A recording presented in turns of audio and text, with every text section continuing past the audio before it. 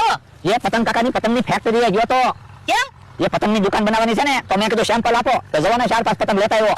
જો બોલો, તમને મફતમાં 4-5 પતંગ આપ્યા? પતંગની દુકાન બનાવી હોય તો સેમ્પલ તો મફત આપવું પડે ને. આ ઈ હાસું? કાલ પછી બીજી ફેક્ટરીએ જવું છે, ત્યાં જઈને કહેવાનું પતંગની દુકાન બનાવવાની છે, સેમ્પલ આપો, 8-10 પતંગ ત્યાંથી લેતા આવવાના. એમ ખીહેર આવે ને ત્યાં સુધીમાં 500-1000 પતંગ મફતમાં લઈ લેવાના અને પછી વેચી નાખવાના. આ ઈ હાસું?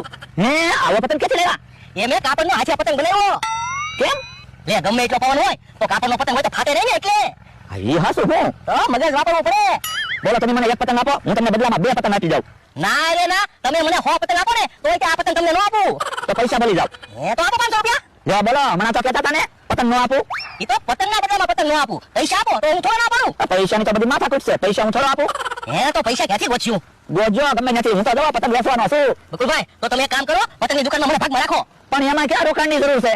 મારે તો બધા ફેક્ટરીએથી સેમ્પલમાં મફત પતંગ આવવાના છે, તમને હું કેમ ભાગમાં રાખું? એવા નો લો બકુલભાઈ, આપણે ગમે એ ધંધા બે જણા ભાગમાં કરવી. તો પણ ખેર આવે છે, તમે સિંપાક વેચજો.